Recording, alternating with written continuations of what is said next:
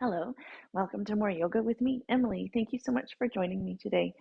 I don't know about you, but my low back is a little bit tight these days. So, we're going to do a whole delicious class to release low back tension.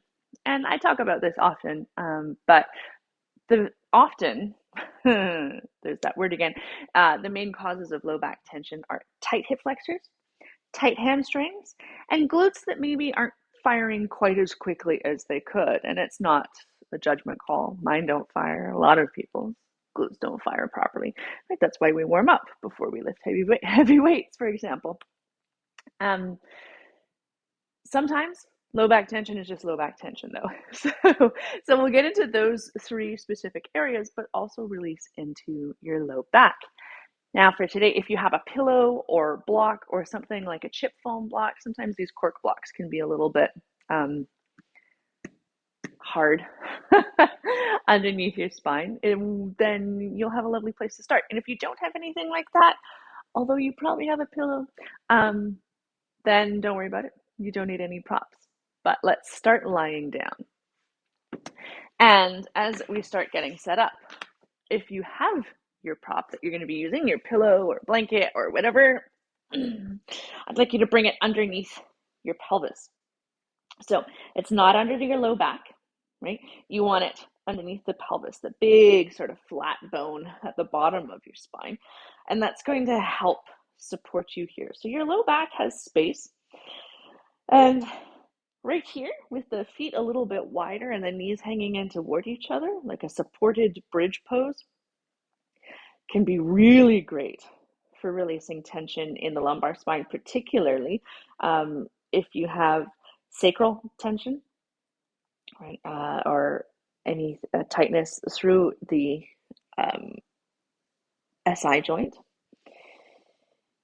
Sometimes releasing low back tension feels really good if you draw your knees toward you. And then that little lift of the hips with the pillow or block or whatever you have underneath you should make it so that the knees kind of fall in toward you a little bit more easily, that you don't have to hold on to the legs here. You can, or if you have a strap, that's a really great place. You wrap the strap around your knees so you don't have to struggle to keep the knees there. And if neither of those options feels like you're getting much from them, then you could reach the legs up to the sky here and take what's called Viparita Karani. And that can feel like a nice sort of draining for the legs. So go wherever you need to go. I'm going to go into the supported snail version because that feels best on my body today. And then once you've found a position that works for you, for 3 breaths, inhale through your nose. Exhale, sigh your breath away. Get a couple more.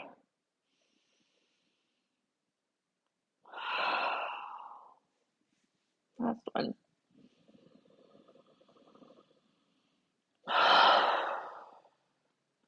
And then continue breathing however you need to, whether it's in and out through your nose or your mouth.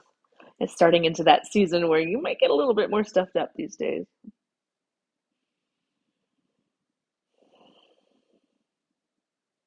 And then notice how your breath is flowing. Depending on the position you're in, it might feel a little bit more constricted.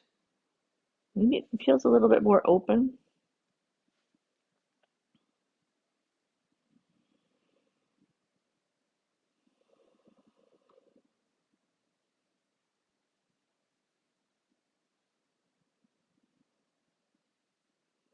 Maybe your body moves a little bit more with your breath. Maybe it's stable.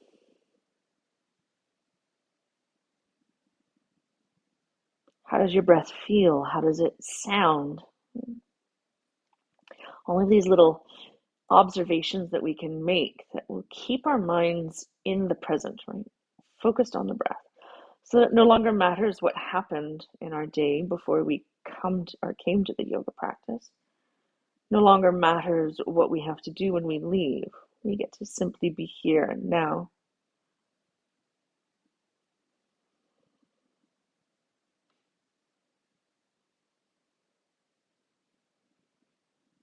So last few moments here.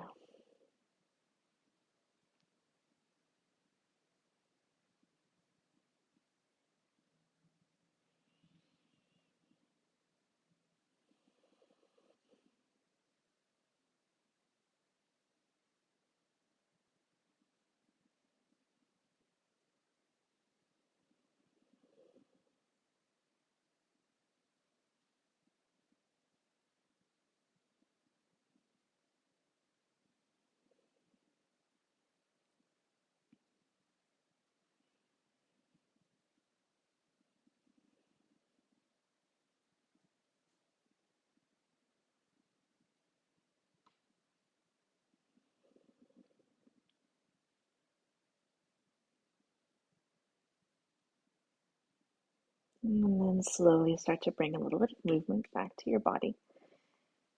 And keep the prop underneath you. And then start to reach your legs up to the sky. Here you could point and flex your ankles or toes or draw circles here.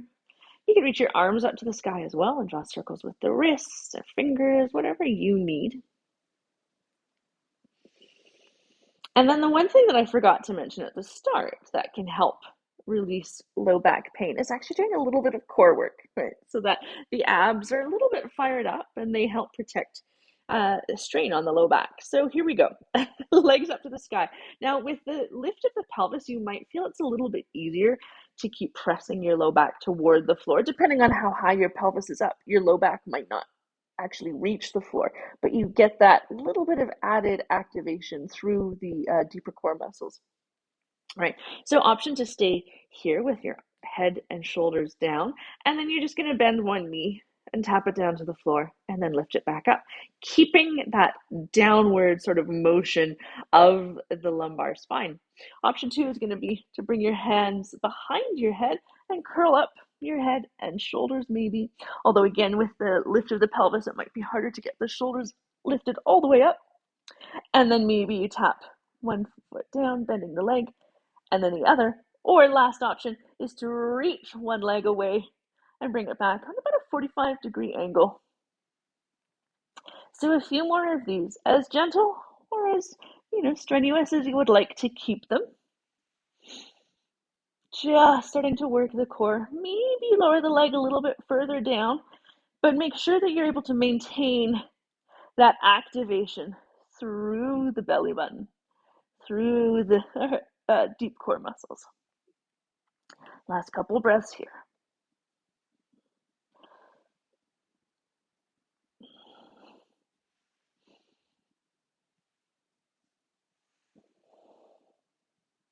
All right, and then release it back down. Bend your knees and then plant your feet on the floor. Lift the hips up and remove whatever prop might be underneath you. Come back down to a neutral spine. And then take your knees wide, take a little windshield wiper of the legs just to release through the core, release through the back. And then you might grab the back of your thighs here, start to rock and roll up and down your spine. It's my favorite thing to play with. If that doesn't feel good for you, then roll to one side using your hands and press yourself up to hands and knees. So eventually, you fix your clothes, whatever, make your way onto hands and knees. Toes can be tucked or untucked. Hands nice and wide, right? Outer shoulder width apart or wider. Spread your fingers. Toes can be tucked or untucked. And let's start to move through cat and cow. Inhale, lift the tailbone. Hollow through your lower back, broaden through the collarbones. Exhale, tuck the tailbone under, round through the spine. Really press the floor away from you. And then inhale into cow. Exhale, round into cat. So a few more of these on your own time, on your own breath.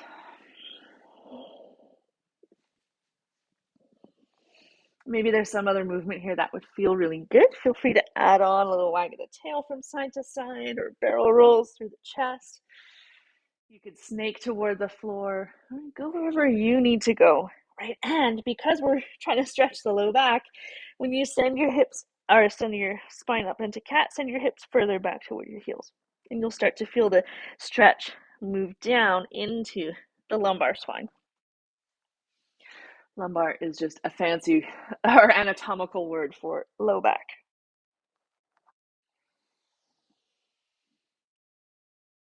Last breath here. All right, and then come back to center. Let's, if you're going to use padding underneath your knee, then go ahead and do that. We're going to start with padding underneath the right knee. And then plant your hands, a little draw of belly button to spine, and then start to pick up the left leg. You're going to take it out to the side as much as you can while keeping the pelvis stable. So it's kind of like a dog on a fire hydrant, except that your whole spine and pelvis should be stable the entire time. So very sort of subtle movement, starting to get into glute medius especially, and glute max. These muscles that, right, glutes that don't fire, right? So we're starting to fire up the glutes.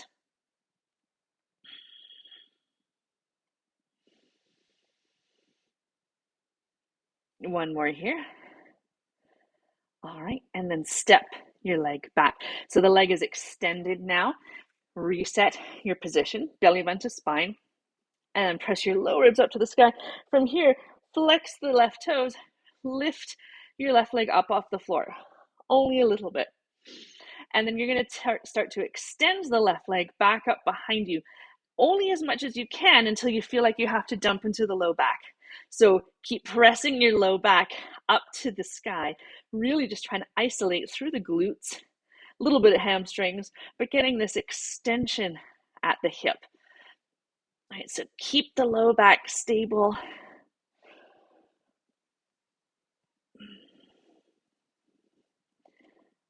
Last one here. And then bend your knees, start to make big circles, any sort of shapes, and allow as much movement into your body as you would like. Now you might be starting to feel those stabilizers on the right side starting to fire up, because guess what? They've been stabilizing, right? Supporting your the weight of your left leg as it's lifted up and back and behind and around. All right, and then come back down, hands and knees. Give your wrists a little wiggle or a little shake out. Remember, the more you spread your fingers when you're bearing weight on your hands, the more your wrists are, the less stress your wrists are going to bear. All right, and then let's switch sides. So if you're using padding, bring it underneath your left knee, belly button to spine. Let's start with those little fire hydrant lifts. So the right knee lifts out to the side now. Again, only as high as you can before the pelvis wants to move. Maybe you flex the toes on that right leg back toward the shin. Generally, the second side feels harder because it's already worked. It's already been stabilizing. And then you've pre-fatigued the leg that's underneath you as well. Last one here. All right, and then step your right leg back behind you. Reset your position. Press your low ribs up to the sky, belly button to spine, and then gently de-weight that right leg. Right, so it's reaching, heel reaching far back behind you, and then start those little lifts of the leg. Again, only so high as you can before you start to feel the movement come into the low back. So if you start to dip, you've gone too far.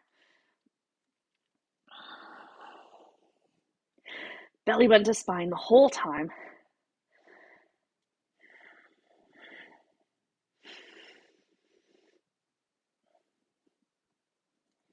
Last couple here.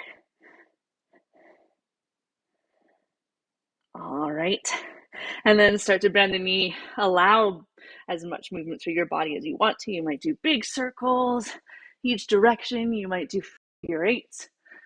And again, go wherever you need to go. This is where I really start to feel the stabilizers on the bottom leg. All right, and then come back down, hands and knees. A little wiggle or shake or cat and cow.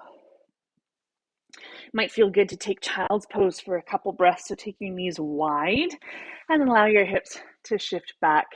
Sometimes, right, your bum doesn't touch the heels.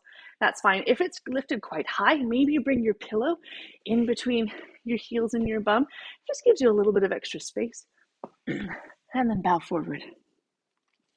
You could stack your fists or your hands underneath your forehead, or maybe it reaches the earth. You could also bring your pillow underneath your torso.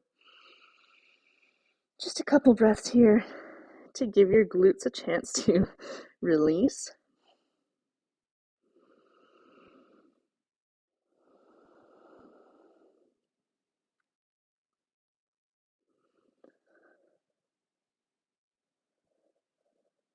One more inhale. One sweet exhale. All right, and then press yourself back up to hands and knees, and then look to the top edge of your mat. Step forward into your standing forward fold. This is a fantastic place to bring the floor up to you using blocks or any other props that you might have.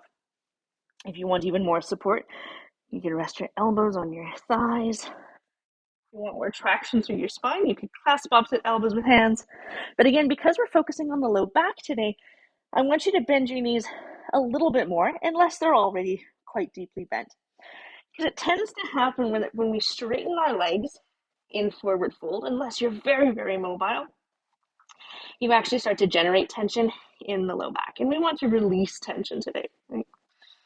You could sway a little bit from side to side. You could be still. Maybe you nod your head yes, shake your head no, let your head hang heavy, neck long. So you're probably looking between your legs or maybe even your knees rather than at the floor. Notice your knees, make sure they aren't caving in. Can you track them out to the baby toe edges of your feet a little bit more? And then fingertips to shins, inhale, little part way lift. Exhale, let it go. Two more, just helping to reset your blood pressure after being in an inversion where the head is below the heart. Last one. And then bend your knees, tuck your chin into your chest slowly. Roll up to standing. One vertebra at a time. Until eventually you come all the way up. Take a couple loops of your shoulders, up, back, and down, a little wiggle, noodle, or shake out. All right, my glutes are feeling a bit fired up, so let's get a little bit more into the spine, and then we'll bring it back down for hip flexors and hamstrings. So feet hip width apart, ish. You don't need to know my plan, but there it is. And on your inhale, sit into chair pose. So hips go down and back, tailbone to the earth slightly till you feel your belly button engage toward your spine. And then make sure the knees are tracking out, right? They're not caving in. So you want to fire up those glutes a little bit more. Bring your arms to a W or a cactus, whatever feels better on your body today.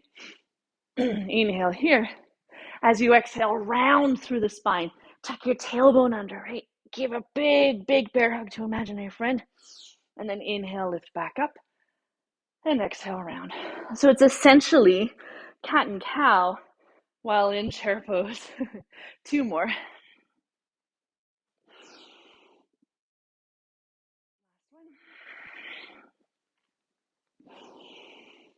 And then stand all the way up. Shake it out a little bit. Let's take a little twist from side to side. You can shift the weight from foot to foot, take it into more of a sway. And then pause back and center. All right, legs hugging toward each other. Make sure your knees aren't locked out. A little draw of belly button to spine. Inhale, sweep your arms up to the sky. Exhale, forward fold. Fingertips to shins. Inhale, little part way lift. Exhale, fold. On your inhale, step your right leg back behind you and then release your knee to the floor. I'm going to bring some padding underneath my knee. And on your inhale, come up to half kneeling. All right. So we do this one often, but it's so good. That's why. I feel like everyone benefits from it. So back out of the hips to start with. Hug your legs toward each other like crazy. Squeeze the bum on the back leg like crazy. Nice tall posture. Maintain all that. And then shift into the front knee. You can rest your palms on the front thigh if you wish. Right? If so, you might even press your palms forward to send your torso back, getting more extension at the hip. And if it's wobbly, think of grounding the front heel a little bit more. Keep squeezing the bum on the back leg.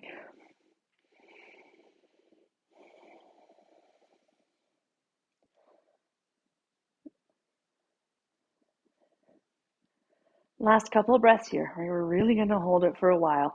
Trying to get into those hip flexors, a little bit into the quadriceps, right? Because one of your quads works as a hip flexor as well.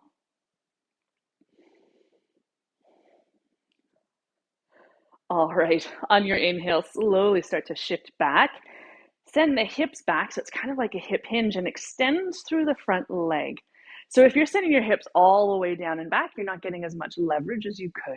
So stack the hips over the knee, hinge them back. If you have a wall for stability, that's great. Or hands on hips, or maybe you have blocks. And then wrap the outer right hip forward as you draw the outer left hip back, right? Because we kind of have a tendency to kind of want to hike that hip up and reach the leg forward. If anything, I want you to imagine that you're trying to drag your front heel back toward you. Make sure there's a micro bend on this front knee so you're not pressing down, right? You're not locking it out. And then flare the toes on the front foot, peel them back toward your face even more, getting into those hamstrings. Maybe you feel it in your glutes here too, right there, getting a stretch, but also into the calf muscles. Right? If you think about the position that most of us are in all day, unless you have a very active job, you're sitting, right? So your hip flexors are flexed, are clenched, or not clenched, but are shortened. Your hamstrings are shortened, right? This is when they're long, but when you're sitting on a chair, they're shortened. So both of these are really good antidotes to being in a chair all day. And by releasing these muscle groups, it helps release through the low back. All right, last breath here. All right, slowly rock forward into that front knee, and then sweep your left knee underneath you. Little wiggle or shake or cat and cow. And then let's switch sides. So again, if you're using padding, bring it underneath the left knee this time. And then step or sweep the right foot forward. Make sure that your front foot is far enough forward that you do have room to sink into it without feeling like your knee is going to go way beyond your toe or your ankle. Get all those activations going, right? So hug the legs toward each other, really squeeze the bum on the back leg, nice tall posture, and then shift into the front knee. You might play with back toes tucked or untucked, but I really want you to squeeze the bum on the back leg. Again, maybe you press your palms forward to send your torso back.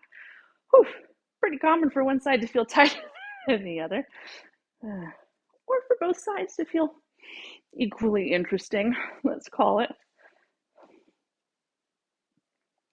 And again, if it's a little bit wobbly, ground your front heel.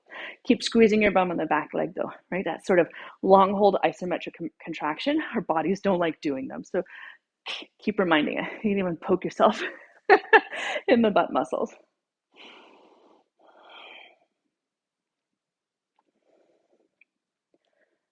All right, last breath here. And then start to shift your hips back as you extend through the front leg for half splits. Again, hands can be wherever they need to be. Maybe the fingers reach the floor comfortably, and that's fine. And then wrap the outer left hip forward as you draw the outer right hip back. Little micro bend or even a deep bend on your front knee. Right? Flare the toes on the front foot, peel them back toward your face even more. Right? And then maybe you imagine that sort of same sensation of trying to drag your front heel back toward you. It's not going to move, or not going to move much, like maybe a millimeter. But it starts to turn into a really active variation of the stretch, which is better than these sort of long passive holds, particularly if you're hypermobile. If you're not hypermobile, it doesn't matter quite so much, but it's still, I think, a better way to stretch. Last couple breaths here. It can feel intense, right? I'm here with you. All right, and then slowly come forward again into that front knee. Plant your hands, and then swing your right knee underneath you. I'm going to turn to face the other way. You stay where you are. Take a little wiggle, or shake, or cat and cow. And then shift onto your hips on one side so you can swing your legs forward. Coming into a nice position. Let's get a little chest opener just for fun before we come down. You've done a lot of spinal flexion. So bring your hands behind you, fingertips point back, and then wrap your elbows, your shoulder blades toward each other. Lift your heart up to the sky. This might feel like enough of a stretch for the chest and shoulders. If you'd like more, then shift your hips forward, but make sure they're on the floor. And then really start to press your pointer finger knuckle mounds into the earth. Wrap the elbows, the shoulder blades toward each other. Heart beams up to the sky. Probably feeling something or a lot of something here through the chest, the shoulders, the upper arms even. Even pumping weights, right? Pumping up those biceps. You might be feeling them there.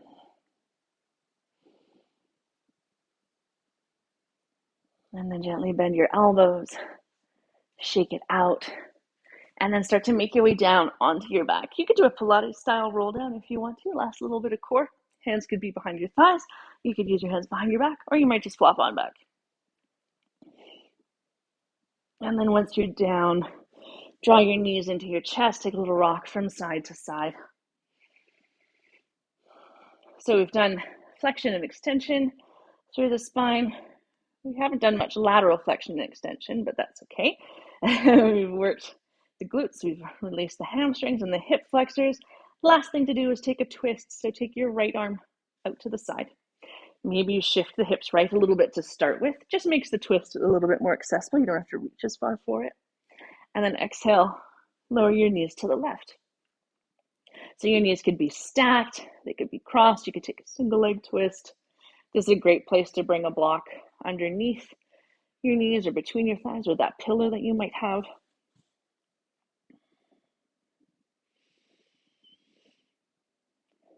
And particularly this type of twist, you're going to feel it likely most through the lumbar spine, right? That's where we can get the deepest twist. You might feel it to the chest and shoulders as well. Super normal for a knee or a shoulder blade to be lifted. There's no need to force them down to the earth.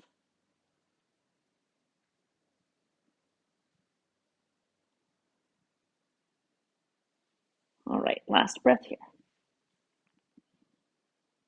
On your inhale, return to center, reset your pelvis and your spine.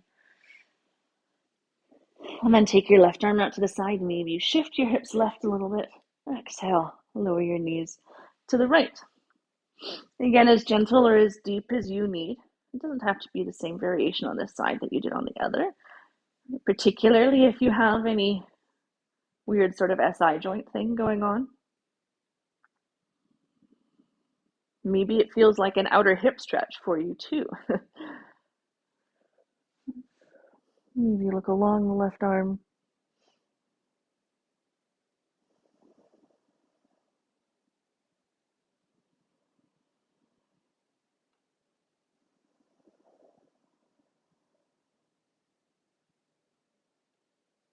Couple breaths here.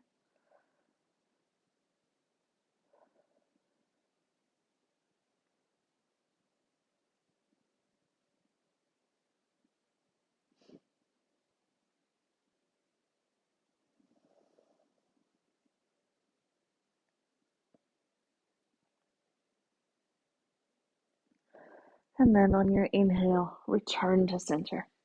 Reset your pelvis and your spine. Draw your knees toward you. Take them wide out toward your shoulders or armpits.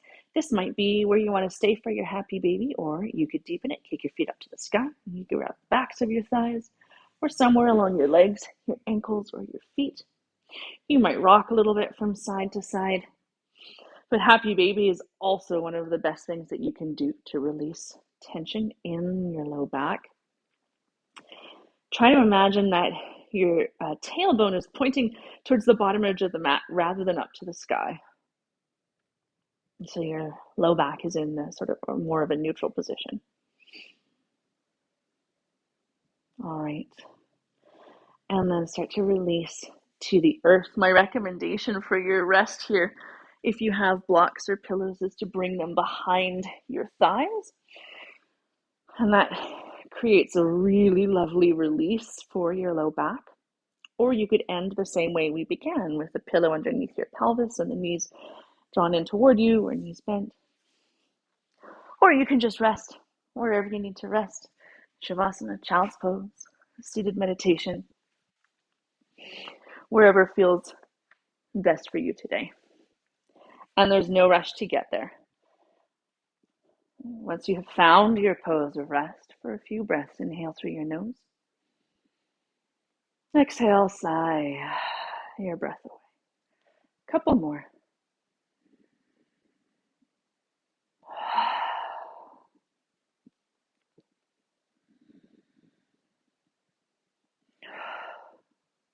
And then let go of your breath control. Return to your natural breath. Let go of any last muscle gripping or tension, particularly in your face or your jaw.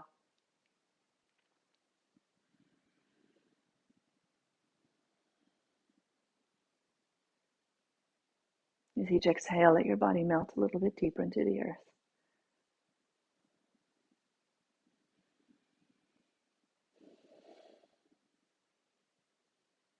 And stay here longer and if you can, 5 or 10 minutes. Thank you so much for joining me today. Namaste.